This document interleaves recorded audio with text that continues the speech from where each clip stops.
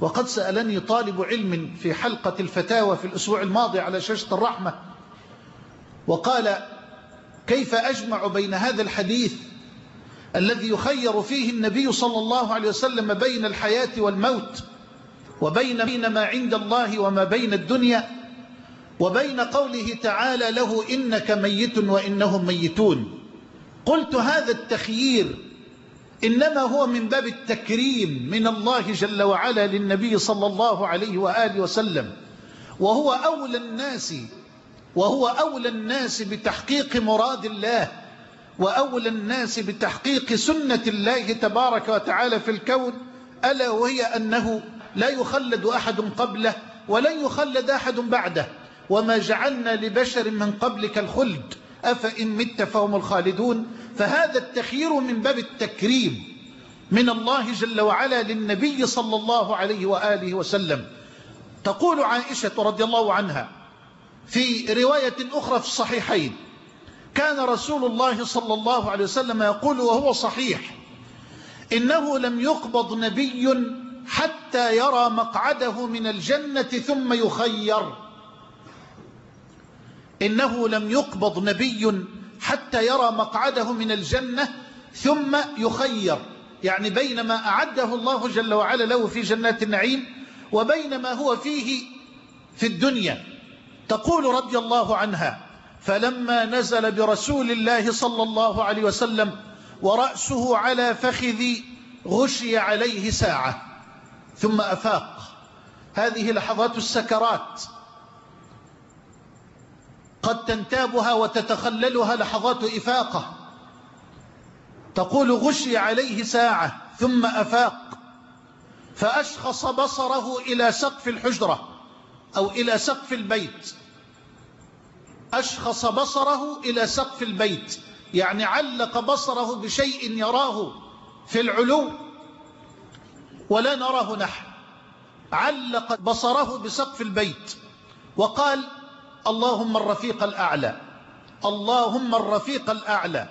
قالت عائشة: فعرفت أنه الحديث الذي كان حدثناه وهو صحيح: إنه لم يقبض نبي قط حتى يرى مقعده من الجنة ثم يخير.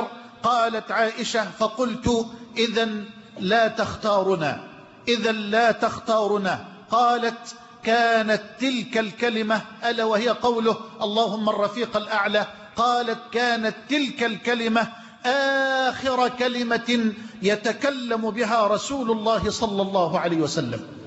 اللهم الرفيق الأعلى، أي في جبريل وإسرافيل وميكائيل، كما ثبت في رواية أخرى ربما أذكرها الآن: اللهم الرفيق الأعلى، اللهم الرفيق الأعلى. وفي رواية أخرى تبين أم المؤمنين عائشة كما في سنن النسائي بسند صحيح، هذه رواية جميلة. تقول أم المؤمنين عائشة رضي الله عنها: أغمي على رسول الله صلى الله عليه وسلم وهو في حجري فجعلت أمسح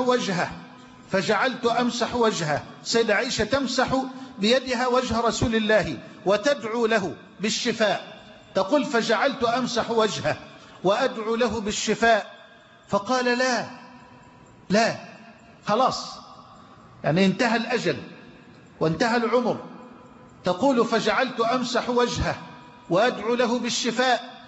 فقال صلى الله عليه وسلم: لا، بل أسأل الله الرفيق الأعلى الأسعد. إضافة جميلة: بل أسأل الله الرفيق الأعلى الأسعد مع جبريل وميكائيل وإسرافيل. بل أسأل الله الرفيق الأعلى الأسعد مع جبريل وميكائيل وإسرافيل. وفي رواية أخرى في الصحيحين أيضا من حديث أم المؤمنين عائشة رضي الله عنها أنها أخبرت عبد الله بن الزبير رضي الله عنهم جميعا أنها سمعت رسول الله صلى الله عليه وسلم وأصغت إليه قبل أن يموت وهو مسند إلى صدرها.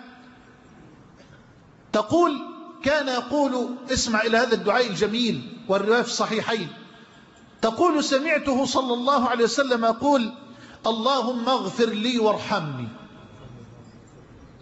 رسول الله يدعو الله أن يغفر له وأن يرحمه. اللهم اغفر لي وارحمني وألحقني بالرفيق، هكذا في هذه الرواية، وألحقني بالرفيق. اللهم اغفر لي وارحمني وألحقني بالرفيق. وفي رواية في الصحيحين قالت: قبض رسول الله صلى الله عليه وسلم بين سحري ونحري. قالت: فلما خرجت نفسه، اسمع، قالت: فلما خرجت نفسه. هذه رواية في مسند أحمد، معذرة، الرواية في مسند الإمام أحمد وسندها صحيح، وكذلك رواها الإمام البيهقي في الدلائل بسند صحيح. قالت: قبض رسول الله صلى الله عليه وسلم ورأسه بين سحري ونحري.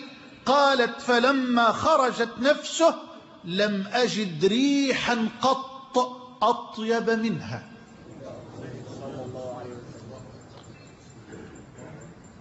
هي أزكى روح، وهي أطهر روح، وهي أشرف روح أودعها الله عز وجل جسد إنسان عرفته الأرض. تقول: لما خرجت نفسه لم أجد ريحا حقيقيا. ولا زال هذا الفضل في الأمة إلى الآن.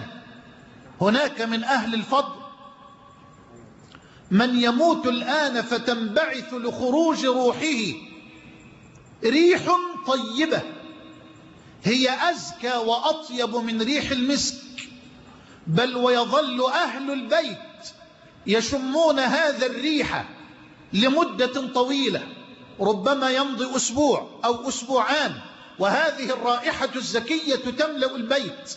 إنها رائحة روحه الطيبة، أو إنها ريح وطيب أتى به الملائكة من السماء أو من الجنة ليضعوا فيها هذه الروح، وليضعوها في هذا الحنوط حتى يشيعوها إلى أهل السماوات العلى، حتى ينتهوا بها إلى ربنا سبحانه وتعالى، كما في رواية البراء بن عازب الطويلة.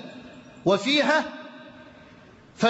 فلا تدعها الملائكة في يد ملك الموت طرفة عين، فتلفها في حنوط من الجنة، وتنبعث لها رائحة كأطيب ريح وجدت على وجه الأرض، أو كأطيب نفحة مسك وجدت على وجه الأرض، ثم تصعد بها إلى السماء، فيقول أهل كل سماء للملائكة التي تشيع هذه الروح: لمن هذه الروح الطيبة؟ فتقول الملائكة التي تشيعها: إنها روح فلان ابن فلان، بأطيب أسمائه التي كانوا يسمونها بها في الدنيا. نسأل الله أن يجعلنا وإياكم من أصحاب هذه الأرواح الطيبة الزاكية، إنه ولي ذلك والقادر عليه.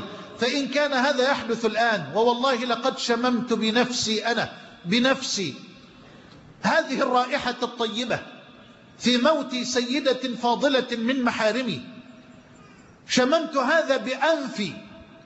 وكثيرا ما حدثني بعض الأفاضل أنهم شموا هذه الرائحة الطيبة لكثير من أهل الفضل وأهل الصلاح وأهل التقى. ربما حدثتكم قبل ذلك عن امرأة